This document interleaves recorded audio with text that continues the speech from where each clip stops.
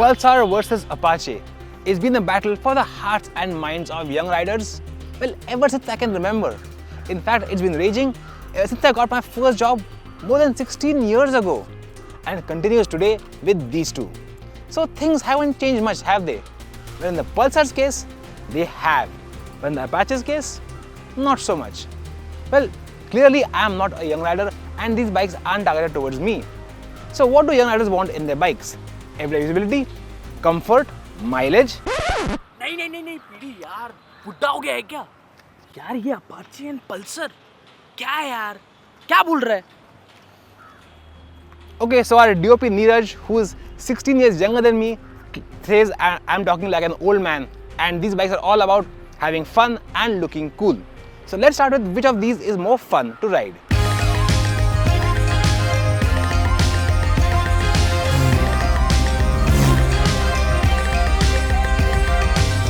While the P150 has a new engine that's been derived from the Pulsar N160, the Apache continues with the same motor that it has had for quite some time.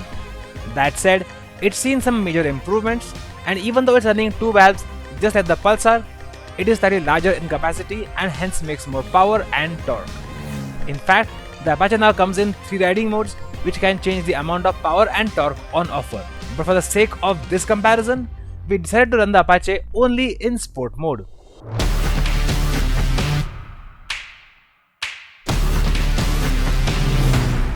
The Apache here just loves to rev, and in a straight line it's got the Pulsar beat. Up to 60 kph though, they're almost neck and neck, but up to 80 the Apache is almost 1 second quicker, and up to 100 that gap opens up to over 3 seconds. And that's because the Pulsar sacrifices this top-end performance for mid-range grunt. So that would mean in roll-ons, the Pulsar should be ahead, right? Well, not really. Even here, the Apache is better. You know, as they say, there ain't no replacement for displacement. The Apache's performance does come at a price though, and that is refinement, because the motor is quite vibey, and at speeds of about 80 kph, the handlebars and the foot pegs have a lot of vibes. The Pulsar, on the other hand, is just smooth all the way. So in a drag race, the Apache is your best bet. But if you want to cruise at highway speeds, while the Pulsar will take some time to get there, you'll be far more relaxed on it. And in that same vein, the Pulsar feels more relaxed at city speeds as well. There's a wide torque band allowing it to ride at really slow speeds in high gears.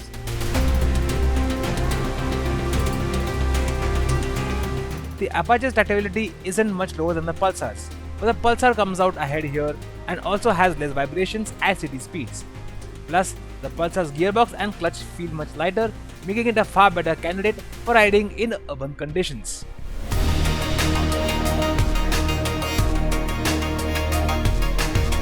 Fun to ride doesn't just mean fun in a straight line. A weekend ride in the twisties is the most fun you can have on a motorcycle, short of riding on a racetrack. The P150 here is running with an all-new chassis that makes it much lighter than its predecessor. It's also the first Pulsar 150 to get a rear monoshock. The Apache is still running on its double cradle frame that TVS has developed on the racetrack. It runs a telescopic fork like the Pulsar, but at the rear it's got twin gas-charged shocks. And although the Apache is a bit lighter than the Pulsar, its suspension feels a bit stiffer. But boy is it quick to steer.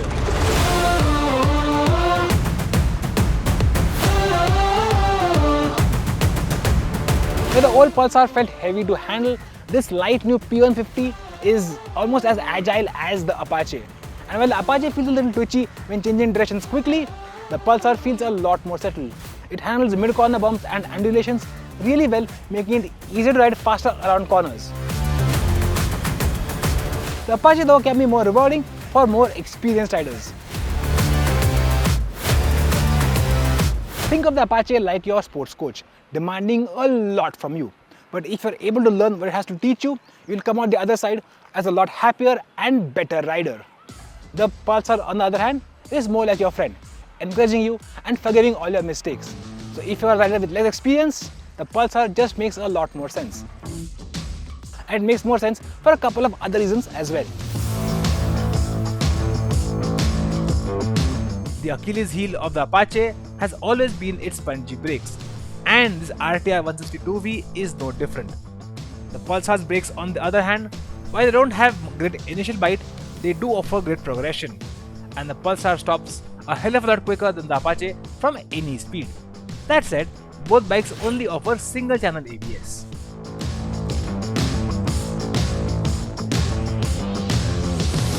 The Pulsar's ease of handling also comes down to its ergonomics, because like a modern motorcycle, you properly sit in it, and while the posture is sporty, it doesn't load up your wrists, your back or your ankles.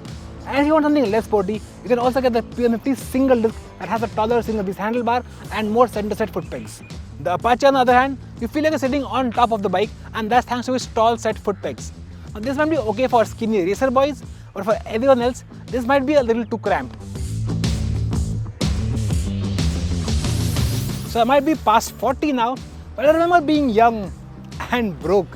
So which of these is friendlier on your pocket?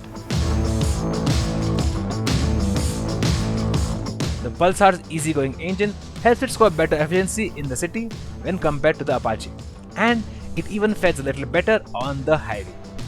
As they say, it don't matter if you win by an inch or a mile. Winning's winning. As Neeraj mentioned earlier, young riders want bikes that look cool too, right? The Pulsar design looks sleek, sharp and fairly minimal, and some bits like the floating panel of the front mudguard and the new alloy wheels look downright gorgeous. Plus, with its underbelly exhaust, the bike looks slim and compact. The Apache's design hasn't changed drastically from its previous iteration and does look quite busy overall. Some bits, such as the carbon fiber-like finish on some of its surfaces and the RTR logo etched into the exhaust heat shield, do look rather cool. While there are some cool looking design bits on the Apache, even with the update, the design does look quite dated, and some bits like that giant bikini fairing and that headlight just don't flow well together with the rest of the design. The Pulsar though, it's a properly modern design and looks a lot more coherent. Now some may say it looks a lot like the N160 or the N250, but is it really a problem if a small bike looks like a bigger bike? I mean, that's a them problem, not a you problem. I've been told that bragging to your friends about all the cool features on your bike is something young riders do. Well, actually, most of us do it regardless of our age. And here, the Apache makes a strong case for itself. That's thanks to its far more comprehensive all-digital instrument cluster that offers Bluetooth connectivity for call and message alerts and turn-by-turn navigation. And let's not forget 3 riding modes which change power output and throttle response for different riding conditions. But do you actually need riding modes on a 16 PS bike? For actual use, maybe not. But for bragging rights, definitely. The Pulsar can only fight back here with its semi-digital instrument cluster that isn't as feature-packed as the Apache's and an LED projector headlight, which, if you're being honest, isn't that great in terms of illumination. But you do get a very conveniently placed USB charger on the tank just south of the instrument cluster. Between the rear drum and rear disc variants of the two bikes, the Apache is only about Rs 1000 and Rs 1500 more expensive respectively. So there's hardly any difference here. But if you opt for the Bluetooth variant of the Apache, you're going to have to shell out almost Rs 5000 over the rear disc variant of the P150. Is it worth it? Well, when you factor in everything else, maybe not. Honestly, we thought that this was going to be a lot closer battle than this, like it was with the elder siblings, the Pulsar N160 and the Apache 160 4V.